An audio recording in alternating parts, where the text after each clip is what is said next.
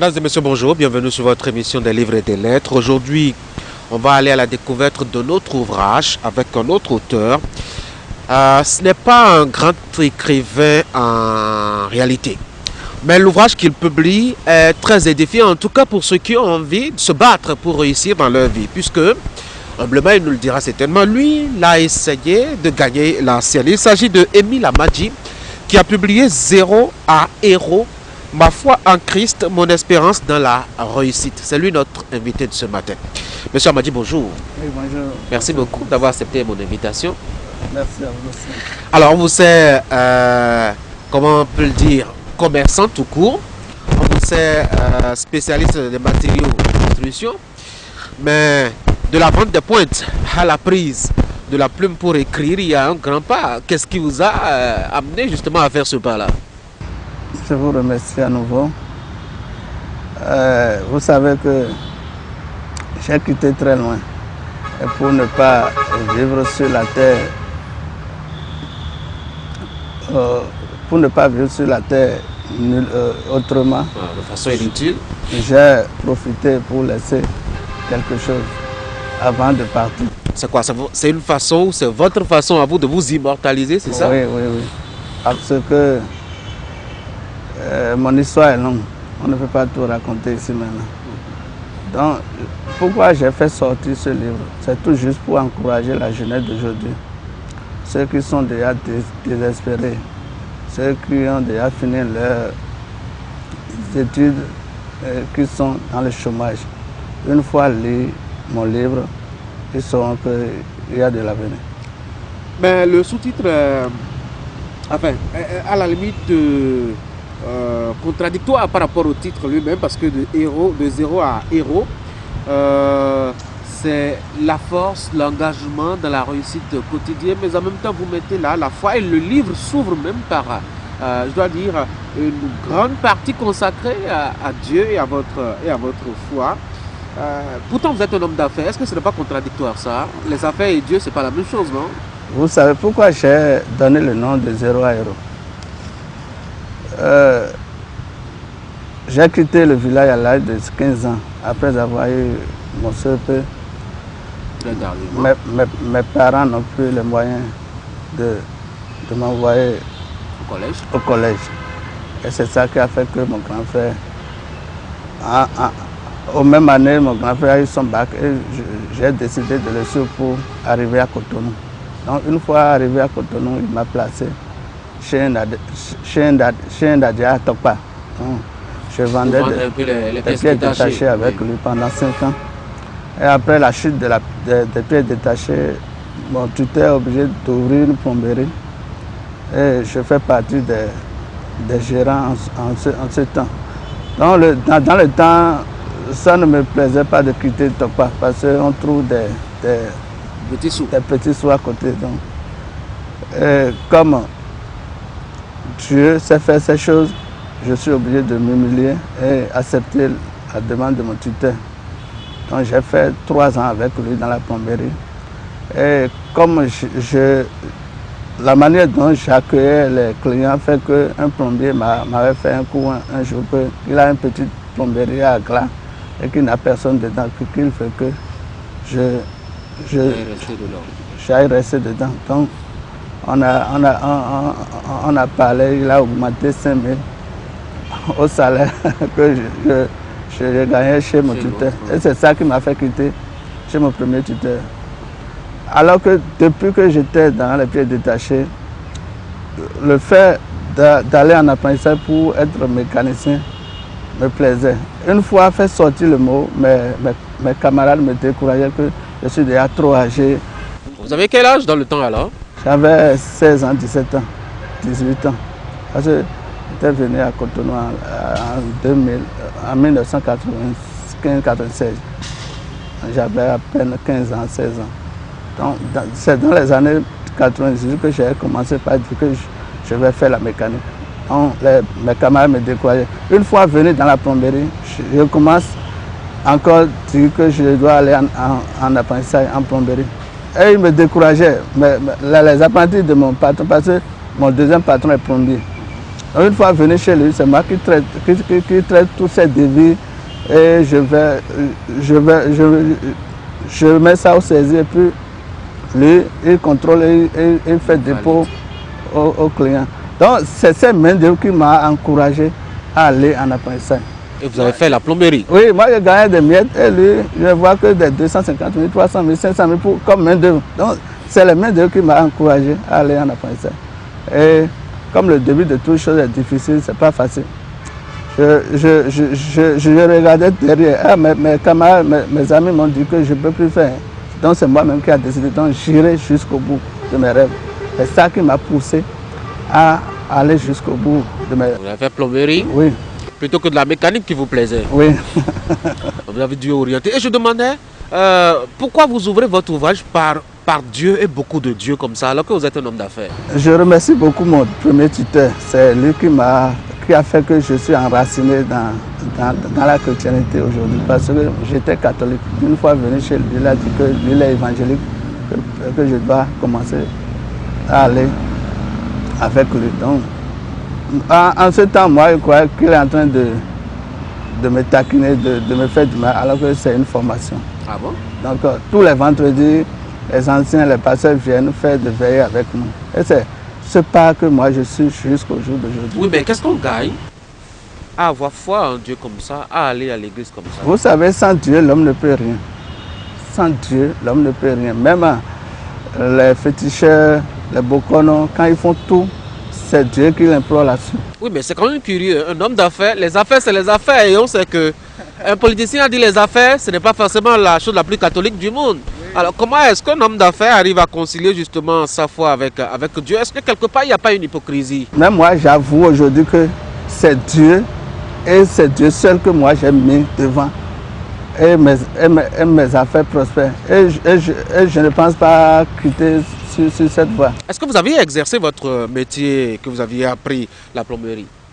Vous dites? Est-ce que vous l'aviez exercé quand vous avez fini votre apprentissage? Oui, j'ai exercé pendant. Même actuellement, j'ai plus d'une dizaine d'apprenants qui est avec moi. Je continue de pratiquer la plomberie. Ah mais vous êtes si beau, on ne pensera pas que vous pouvez détacher j'ai eu mon une diplôme, toilette. Oui. J'ai eu mon diplôme en 2008 et j'ai fait des jobs du nord jusqu'au Natitengou pendant 2 ans avant d'avoir ma première boutique. J'ai ouvert ma première boutique en 2009. Et compte tenu de la mévente, je suis obligé de se déplacer. Non, je n'ai pas fermé. Ok, vous l'avez déplacé. J'ai déplacé, j'ai diminué un peu la marchandise et je suis venu auprès de Pota. C'est par là que ça a pris. Donc je profite de l'occasion pour encourager les jeunes d'aujourd'hui de ne pas se décourager. Tant qu'il y a la vie, il y a l'espoir. Oui, mais quand les choses tardent à venir, c'est compliqué, non? Surtout quand la galère s'amplifie au jour le jour et que les charges viennent aussi. Moi, j'ai fait 1 an dans la mévente. Et en voulant commencer, les gens m'ont découragé que je vais fermer. Donc une fois ouvert, une fois ouvert, il y a la mévente. Mais comme je suis plombier de formation, quand je trouve des chantiers, je ferme parfois et je vais sur les chantiers. Et en allant, j'ai eu un apprenti. Donc quand moi je vais sur le chantier, l'apprenti reste dedans. C'est comme ça. Et après 1 an, comme ça n'allait pas, je suis obligé de venir chercher une boutique en ville. Et c'est comme ça que ça a pris.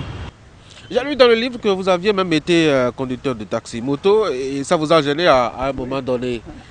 Pourquoi vous en aviez eu honte? Au cours de mon apprentissage, c'est le taxi-moto qui m'aidait à manger du matin jusqu'au soir. Et comment vous faites?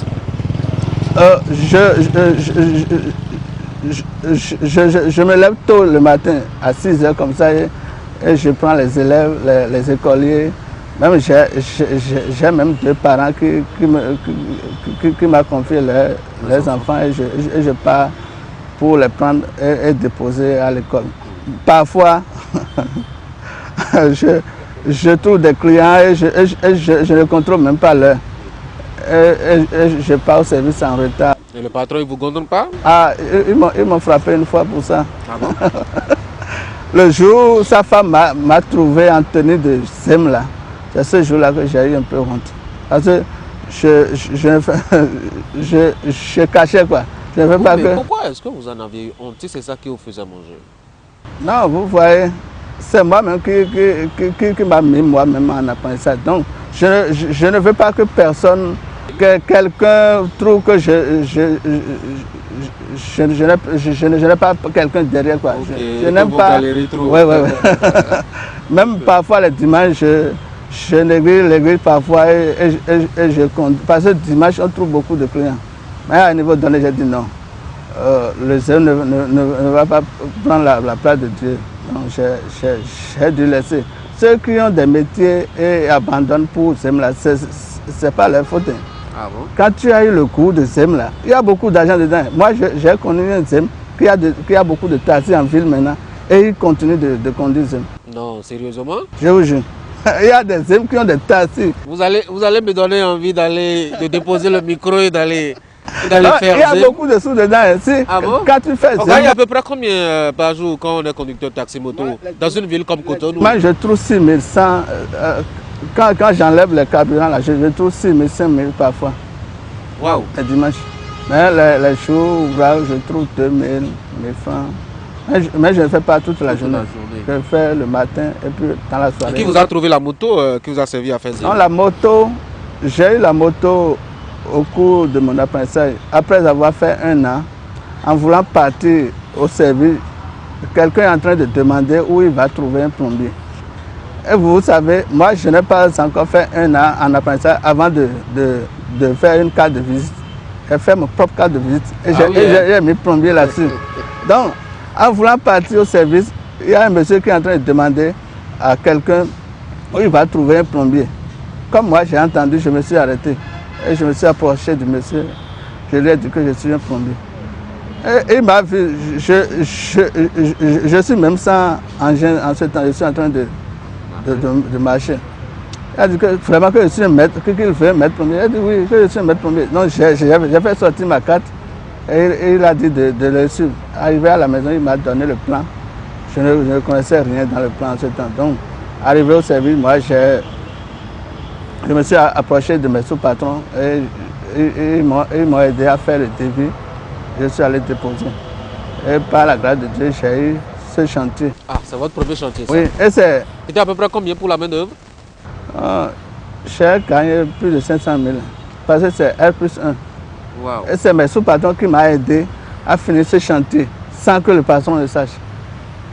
Et comment vous vous débrouillez alors que vous devriez être sur le chantier et en même temps à l'atelier ou sur le chantier de votre patron? Non, ils viennent me chercher. Mes sous-patrons qui sont déjà libérés là, ils viennent me chercher. Et disent au patron que je dois l'aider. Okay. Une fois quitté là, il me dit d'aller faire mon travail. Mais quand arrivé à un niveau donné, quand je me suis calé, je l'ai fait venir et il m'aidait. Donc c'est ces sous-là qui m'a aidé à prendre le mat CDI en ce temps. Ah, c'était une motomate? Oui, j'ai commencé par faire Zem avec. Est-ce qu'il n'y a pas beaucoup de chance dans votre parcours? Je ne vais pas mentir, j'ai eu beaucoup de chance même. Même si j'allais encore augmenter de nom à mon nom, on devrait me surnommer Joseph. Parce que j'ai eu l'onction de Joseph. Comment ça? Vous savez, Joseph a eu des visions. Et une fois lâché, ses grands frères ont dit que ce ne serait pas de leur vivant. Comment se fait-il que lui, petit, va être grand et leurs grands vont s'acharner pour lui? Et c'est ça qui a fait qu'ils ont envoyé Joseph dans un puits. Et une fois, ils l'ont fait sortir et le vendre à ceux qui ont l'habitude d'acheter les esclaves. Une fois que Joseph est allé en esclavage, il est devenu patron là-bas. Et la femme du patron voulait qu'il couche avec lui et il a refusé. On l'a envoyé en prison. En prison, il est devenu encore roi là-bas. Il est devenu patron pour les prisonniers. Et le chef a... Vous pensez que vous avez le destin de Joseph? Le chef a eu un songe. Et c'est Joseph qui a arrivé à dire ce songe. Okay. Et c'est ça là qui a fait que Joseph est devenu premier ministre. Et ces grands frères qui ont dit qu'ils ne vont jamais s'agenouiller pour eux là. C'est cette même année qu'il y a eu la famine dans leur pays. Et ils sont obligés de venir chercher de nourriture en Égypte. Et c'est Joseph qui doit ordonner avant qu'ils trouvent de nourriture. Et par là, ils sont obligés de s'agenouiller à Joseph. Donc vous voyez, donc j'ai eu l'onction de Joseph.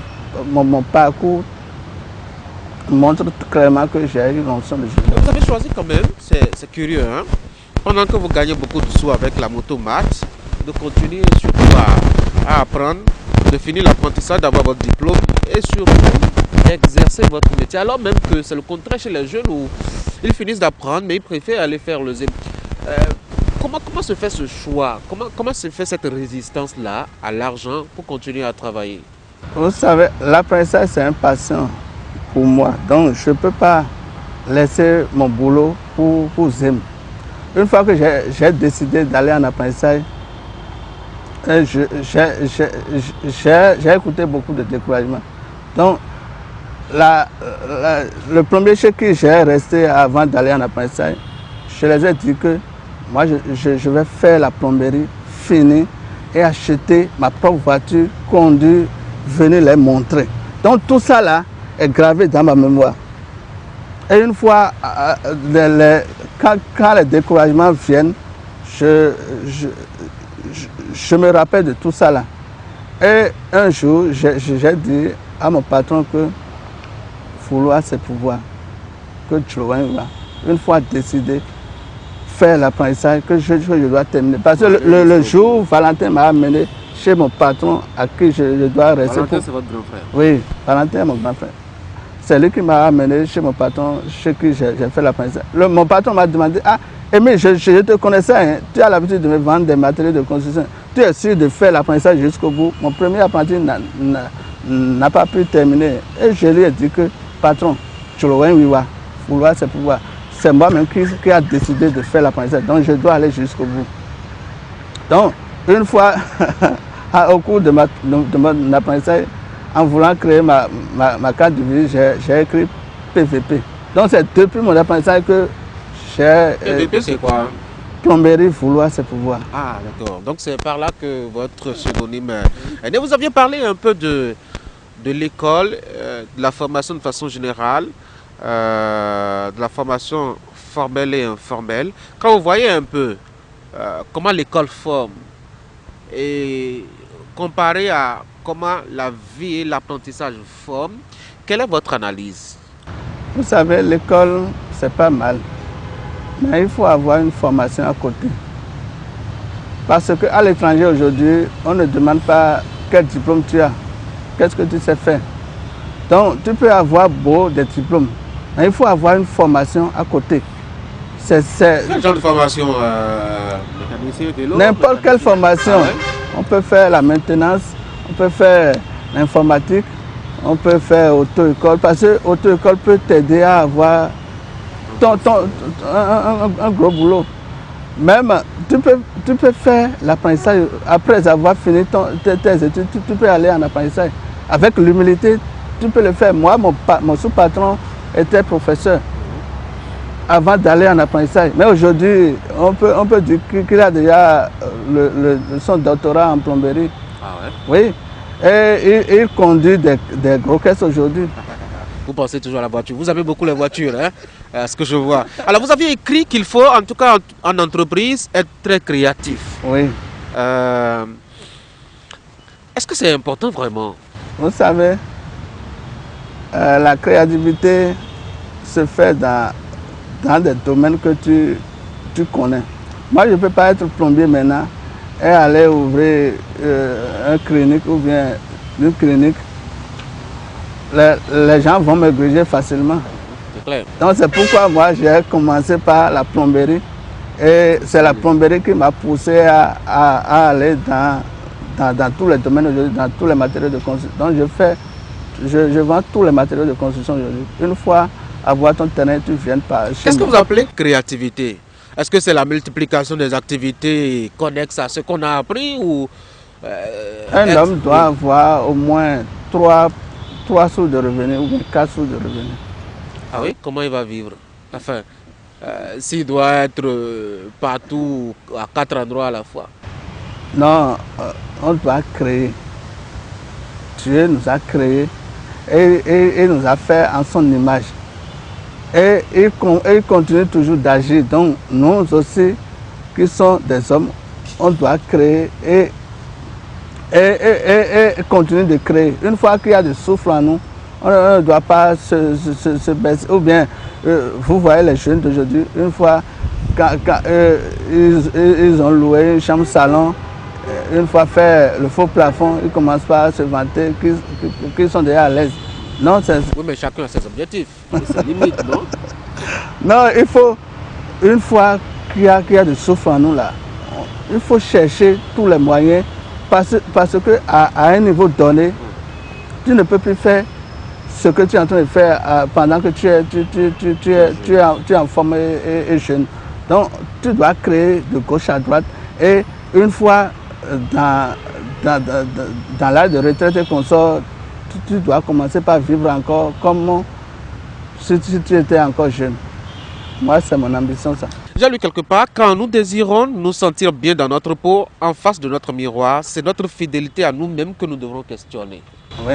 Comment? Vous savez, aujourd'hui, la fidélité n'existe plus. Alors que c'est la fidélité qui pousse l'homme à aller de l'avant. La fidélité en quoi? La fidélité en toutes choses. Ah ouais? Même dans ton service, chez tes clients, chez tes partenaires, tu dois être fidèle. Moi, tous mes partenaires, je suis fidèle à eux. Quand ils me donnent des marchés, quand ils me donnent des marchandises, quand ils me donnent des bons, la date de remboursement reste. Et quand une fois vendu ici, je les rembourse et ils me donnent d'autres. Il y a des partenaires qui amènent des marchandises. Au lieu de donner aux grands, ils trouvent que de donner à PVP C'est votre sincérité en fait. Il faut être fidèle en tout domaine. Même en mariage aussi, il faut être fidèle. Oui, mais les gens disent que quand on est très fidèle en affaires, on ne gagne pas beaucoup d'argent. Il faut gruger ça et là, il faut être intelligent, il faut... C'est faux. Ah ouais? Parce que moi, il y a un de mes partenaires, avant de commencer par me donner des marchandises, il est allé se renseigner auprès de moi, chez mes anciens partenaires. Et ils ont dit que si c'est Emile Amandi, si c'est PVP, fais vert. Si c'est PVP, fais vert. Si c'est PVP, fais vert. C'est lui-même qui m'a dit avec sa propre bouche. Donc il faut être fidèle en tout domaine. Même quand tu es sous quelqu'un, il faut être fidèle. Quand tu es patron, il faut être fidèle. Quand tu es entrepreneur, il faut être fidèle. La fidélité, ça compte. C'est quand même curieux. Bon, aujourd'hui, comment voyez-vous le monde des affaires? Le monde des affaires aujourd'hui, vous voyez. Il y a toujours l'argent dedans ou bien... Il y a toujours l'argent dedans, même pas comme avant. Avant, comment ça se faisait? On ramassait l'argent au coin de la rue ou comment ça se faisait? Non, on ne peut pas tout dire ici. Le monde d'affaires aujourd'hui, c'est seuls les indigents qui s'en font dedans. Ah bon? Si tu n'es pas vraiment courageux et dévoué, tu dois laisser tomber. Alors vous avez établi un certain nombre de codes pour réussir. C'est vrai que le temps est parti, mais je vais vous faire quand même quelques questions. Un certain nombre de codes pour pouvoir réussir. Parmi les codes, il y a être fier de soi, par exemple. Or, je me rappelle que votre métier de conducteur de Zim vous a fait honte entre-temps. Oui, vous savez que je n'ai pas pris le métier de Zim comme travail. C'est à côté. C'est pas le métier. Mais être fier que, vous savez, tu dois être fier de toi et, comment dirais-je, tu dois avoir confiance en soi. Ah bon? Pour réussir, tu dois avoir confiance en soi. Vous voyez, le jour où j'ai lancé le mot d'aller en apprentissage en plomberie, lorsqu'il commençait par me décourager, si je n'ai pas confiance en moi-même là, laisser tomber. Je dois tout laisser tomber. Même une fois commencé, j'ai trouvé beaucoup de difficultés parce que le début de toute chose est toujours difficile. Mais avec un peu de courage, tu vas t'en sortir.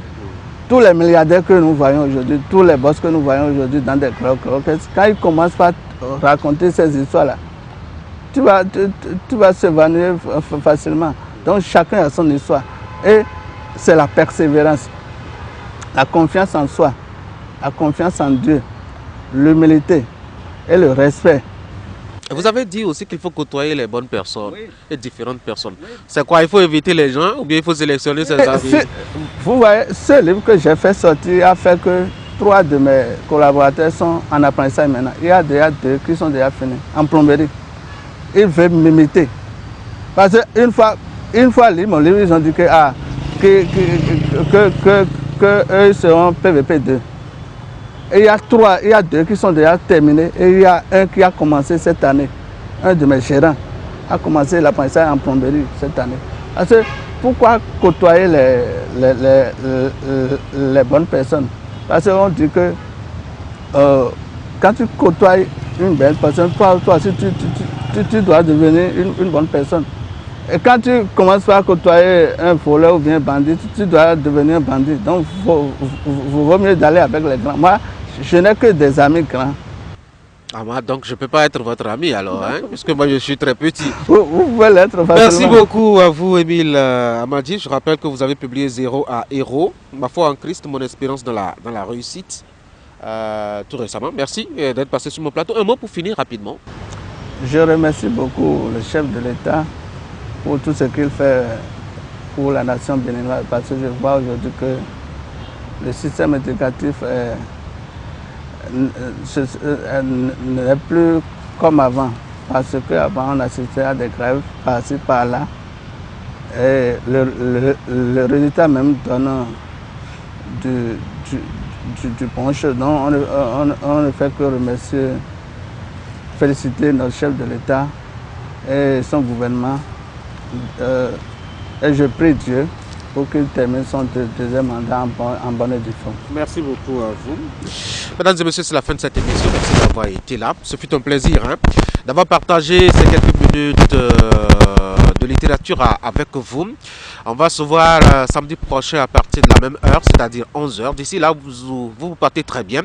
Et vous restez surtout fidèles au programme de Canal 3 Bénin. Bon week-end à vous.